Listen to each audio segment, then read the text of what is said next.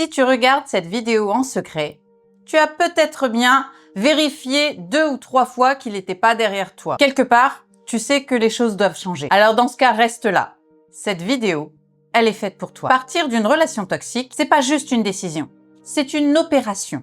Une opération qui nécessite un plan, pas juste un coup de tête. Alors avant toute chose, j'aimerais qu'on parle d'un sujet que personne ne te parle. Pourquoi c'est si dur de partir même quand on le veut? C'est pas de la faiblesse, c'est de la chimie. Ton cerveau y a créé un lien avec cette personne. Ton cerveau a appris à anticiper ses humeurs, ses coups de colère. Il t'a appris à te conformer, et le tout pour te garder hors du danger, du moins à sa façon. Alors, si tu t'es déjà dit « pourquoi je reste ?» Stop, arrête ça tout de suite. Arrête de te juger. Ton cerveau essaie juste de se protéger. Et nous, on va lui donner un meilleur plan, une meilleure façon d'y arriver. Aujourd'hui, on va te créer un plan pour que tu puisses enfin partir en toute sécurité. Il y a quelques années, je me suis retrouvée à ta place. J'étais cette femme qui était faible, qui avait perdu toute identité, qui se sentait incapable de quoi que ce soit, vraiment de rien du tout. J'étais ce qu'on appelait plus couramment une victime de violence conjugale. Mais cette victime, je ne le suis plus. Et à cette époque, j'aurais bien aimé avoir un guide, un plan de bataille si tu préfères, pour m'aider à partir et m'éviter bien des problèmes. Alors aujourd'hui, je vais te donner ce guide en 3 étapes claires et précises pour que tu puisses enfin sortir de cette relation toxique qui est dangereuse pour toi, mais également pour ton entourage, et enfin accéder à ce que tu souhaites vraiment, le bonheur. La première étape, c'est de sécuriser ton espace avant tout. Et oui, avant de partir, la première chose à faire, c'est pas tes valises, c'est de sécuriser ton espace. Bien sûr, il s'agit de ton espace numérique, financier et émotionnel. Tout d'abord, sécuriser ton espace numérique. Tu vas prendre tous tes appareils, tablettes, téléphones, bref, et tu vas faire en sorte qu'il n'y ait pas d'accès. Pour ce faire, tu vas changer ton mot de passe, c'est impératif. Tu vas également te créer une nouvelle adresse mail. Elle te servira, entre autres, à pouvoir faire toutes les démarches administratives pour te loger, travailler, bref, tout ce dont tu auras besoin pour ta nouvelle vie. Et tu vas faire ça avec tous tes appareils numériques. Tu vas tout bloquer. Le but, c'est justement de pouvoir préparer ton départ sans qu'il y mette son nez et qui, bien sûr, foute tout en l'air. Donc, n'hésite pas à mettre la double authentification sur tous tes appareils. C'est la première chose à faire. Ensuite, le côté financier. Il va falloir que tu sécurises de ce côté-là aussi. Et crois-moi, c'est vital. Tu vas t'ouvrir un compte bancaire à ton nom seul. Bien sûr, il ne doit pas le savoir. Ouvre un compte bancaire à ton nom seul et commence à mettre un peu d'argent de côté. Même si c'est 20, 10, 5 euros à la fois, peu importe. Cet argent, c'est ton capital. Peu importe ce que tu peux mettre de côté, ça sera toujours ça de prix et crois-moi, par la suite, ça va vraiment t'aider. Entre autres, tu vas pouvoir y recevoir tes aides sociales, etc. sans avoir le risque qu'ils viennent tout te vider et te foutre dans la merde. Oui, c'est du vécu. Je sais que ça paraît énorme, mais cette liste, elle n'est pas à faire en un seul jour. C'est une intention, une par une, jour par jour. Prends les choses une à la fois. On va faire un petit exercice pratique. Oui, tu sais bien, j'adore les exercices pratiques. J'adore. Le premier exercice, tu vas prendre une feuille ou une page sur ton bloc-notes, sur ton téléphone. Bref, tu utilises le support que tu veux, comme toujours. Et tu vas me faire 3 colonnes. Dans la première colonne, tu vas me noter « Documents ». Dans la seconde, « Personne de confiance ». Et enfin, « Ressources financières ». Cette semaine, je veux que tu notes une chose dans chacune des colonnes. Juste une chose que tu vas faire cette semaine. Ça va être ton fil conducteur, ça va être ta ligne à suivre. Tu choisis une chose à faire cette semaine dans chacune des colonnes et tu la fais. Le but, c'est d'avoir une liste de choses à faire et surtout de te forcer à les faire et ne pas retomber dans tes travers, c'est-à-dire faire la tête de l'autruche, tu sais, la bestiole avec sa tête dans le trou. Ça. Et ça t'évite de te voiler la face et de faire les choses pour toi parce qu'elles sont nécessaires à ta survie et à celle de tes enfants. La deuxième étape, c'est construire ton plan de départ. On va pas se voiler la face. Partir sans un plan, sans aucune directive, sur un coup de tête, c'est la meilleure façon de revenir. Pas parce que tu l'aimes, non, parce que tu n'as nulle part où aller et tu n'as absolument aucun moyen de subsistance. Donc, tu reviens dans le même piège. Et c'est encore pire parce que du coup, il te le fait payer. Ça aussi, c'est du vécu. Alors, on va construire un plan ensemble. Un plan qui tient la route, qui va te permettre de sortir de cette situation dangereuse pour toi et enfin pouvoir voir enfin la lumière au bout. Tu vois un peu? Allez, c'est parti.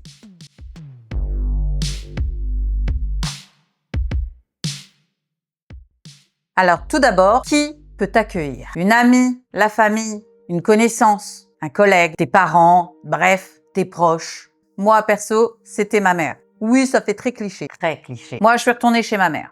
Trouve une personne qui peut t'accueillir. T'es pas obligé de t'étendre. T'es pas obligé de rentrer dans les détails si tu n'es pas prête à l'être. Tu as juste à leur dire « j'ai besoin d'aide ». Et tu verras qu'il y a bien plus de personnes prêtes à t'aider que tu ne le penses. Il existe aussi des centres d'accueil, des associations. Il en existe plein à travers toute la France qui peuvent t'accueillir en cas d'urgence. Donc, n'hésite pas. Trouve une personne qui peut t'accueillir. Ça va déjà t'enlever un énorme poids sur les épaules. Ensuite, tes documents. Tu vas devoir prendre un certain nombre de documents qui sont impératifs. Pars avec, crois-moi, ça t'évitera bien des démarches administratives ensuite. Et c'est un cauchemar, les démarches administratives. Je te jure, hein, j'ai jamais connu pire que ça. Donc, évite-toi cette peine de tout refaire. Tout d'abord, tu vas prendre pièce d'identité, passeport, carnet de vaccination des enfants si tu es maman. Crois-moi, ça, c'est impératif, vraiment. Ensuite, tu vas prendre quelques factures. Eh oui, il est bon d'en avoir quelques-unes si tu es hébergé chez quelqu'un. Au moins, tu auras quelques factures derrière. N'oublie pas également de prendre quelques relevés bancaires. Ça aussi, c'est impératif, c'est vachement important. Donc, prends-les. Si tu le peux, essaie également de prendre les fiches d'imposition.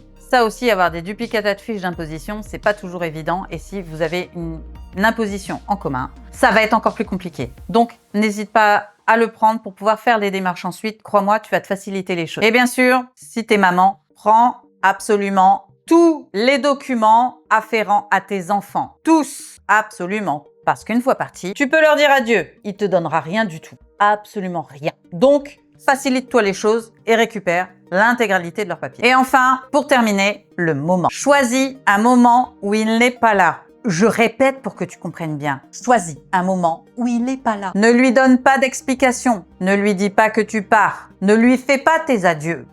Ça ne servira à rien. Il va pas prendre ça avec le sourire. Et en plus, ça risque de te mettre en danger. Donc, je sais que ça peut paraître cruel, mais ces émotions à lui passent après ta sécurité à toi. Surtout, ça passe après tes besoins. Donc, on se fatigue pas. Tu pars quand il n'est pas là. Point. Maintenant, on va faire un petit exercice pratique. La lettre à ne jamais envoyer. Ça peut paraître con, mais crois-moi, c'est très libérateur et ça va te faire un bien fou. Le but de cet exercice, c'est de mettre sur papier tout ce que tu n'as jamais pu lui dire. Dans le but que ça sorte, que ça ne reste pas en toi, que ça ne te pousse pas à gamberger et que tu n'aies pas à revivre constamment cette rancœur. Sors tout ce que tu as à lui dire, tout ce que tu n'as jamais pu lui dire. La peur, la colère, la souffrance, ce que tu as perdu, marque tout, vide tout. Le but, c'est pas qu'elle soit jolie, c'est que tu craches tout ce que tu as là-dedans et que tu mettes tout sur papier pour enfin être libéré. Et enfin, la troisième étape, la préparation émotionnelle. Eh oui, on prépare la logistique, les papiers, tout ça, c'est très technique. Mais la préparation émotionnelle, ça, on a souvent tendance à le mettre de côté. Et c'est souvent à ce moment-là que ça s'effondre. Quand tu vas partir, tu vas douter. Si, tu vas douter. Tu auras peut-être même envie de revenir. Pas parce que c'est bien, mais parce que c'est familier. Parce que l'inconnu, il fait peur. Il terrifie. Et peut-être même qu'il va te promettre de changer. Il ne changera pas. Il ne changera pas.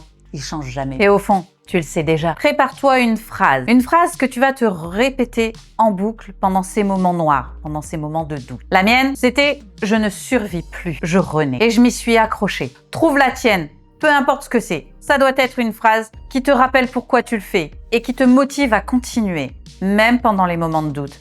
Parce qu'il y en aura plein des moments de doute.